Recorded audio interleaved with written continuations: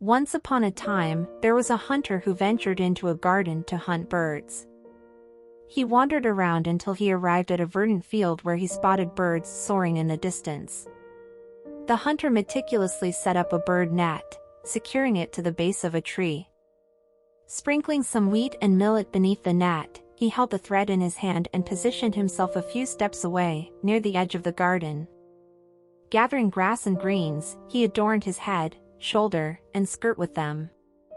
He covered his feet with foliage and remained motionless, patiently awaiting the arrival of the birds he sought. Meanwhile, a swift-winged bird, enticed by the sight of the lush greenery and trees from a distant garden, descended from above and landed near the hunter's location, searching for seeds. As the bird drew closer, the hunter involuntarily sneezed, alerting the bird to the presence of another being. The bird scanned the area and, upon reaching the hunter, recognized the figure clad in green. It cautiously approached and settled in front of the hunter, inquiring, "O man in green! Who are you, and what brings you to this verdant place?" The hunter responded, "Dear bird, kindly leave me be and attend to your own affairs. I am a devoted, ascetic, and pious man who has renounced worldly matters. I have severed ties with society, withdrawn from human interaction, and here I am, practicing austerities and engaging in worship."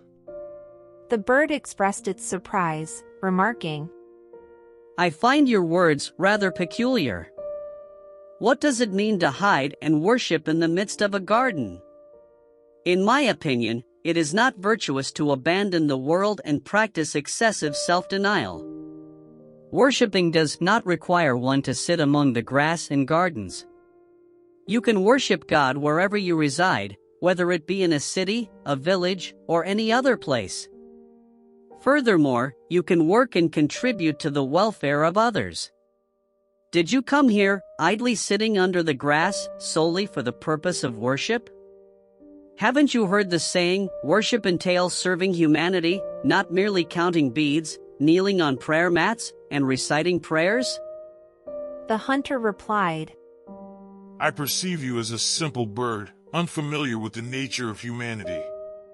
People are wicked creatures who allow no one to find peace. They lie, deceive, oppress one another, and constantly covet worldly possessions. My heart is feeble, and I can no longer bear witness to such atrocities. I have toiled throughout my life, performing acts of kindness for others. Now, in my old age, I yearn for solitude and contemplation of the hereafter. The garden plants provide ample sustenance, and tree leaves serve as sufficient clothing. How much longer must I burden myself with the affairs of this world?" The bird responded, "Your words hold truth, but you are not a solitary creature of the desert. As long as a person is alive, they should be among others.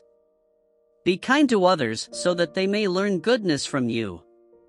Consider this, if everyone sought solitude like you and became hermits, the world would suffer greatly. Good deeds are within the reach of every individual, and it is through these acts that the world thrives, not by isolating oneself. Prophets, scholars, and virtuous individuals have always lived among people, sharing in their sorrows. Have you ever heard of someone going off alone in the desert, sitting under the grass, and solely focusing on their own well-being? I certainly haven't. It is selfish of you to disregard others and only think of your own future." The hunter pleaded, "O bird, please leave me be. I have witnessed much wickedness, and the recent passing of my neighbor has served as a profound lesson, reminding me not to ignore the reality of death. It is peculiar that even in my withdrawal from society, you do not allow me to ponder upon God.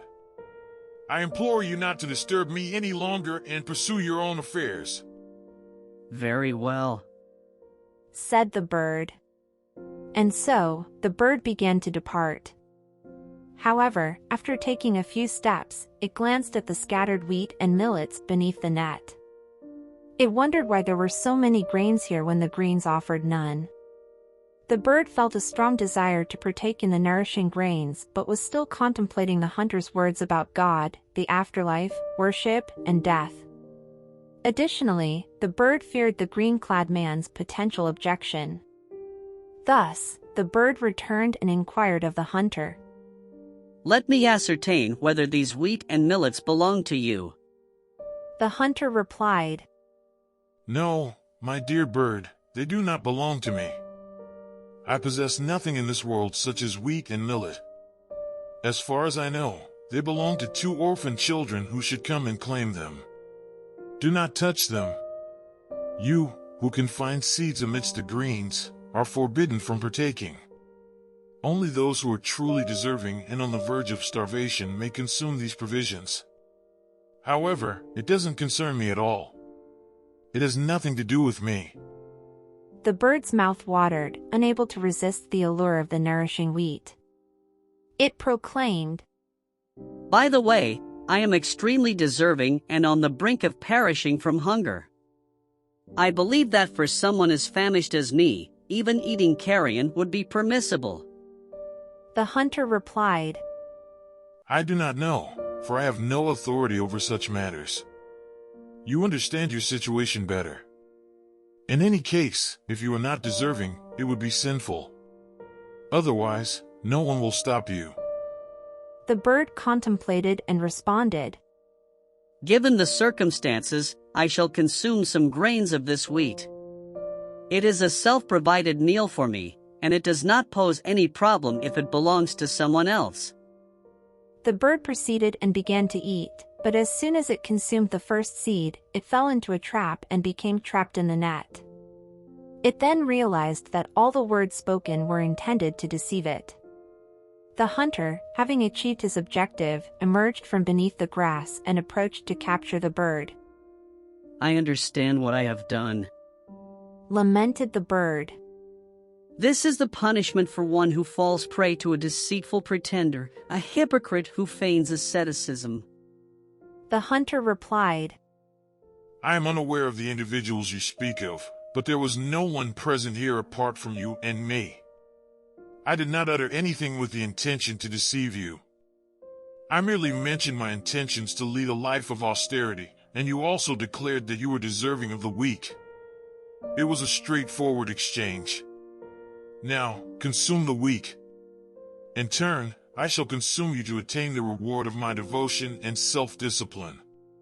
However, you must acknowledge that it was your own greed that led to your deception.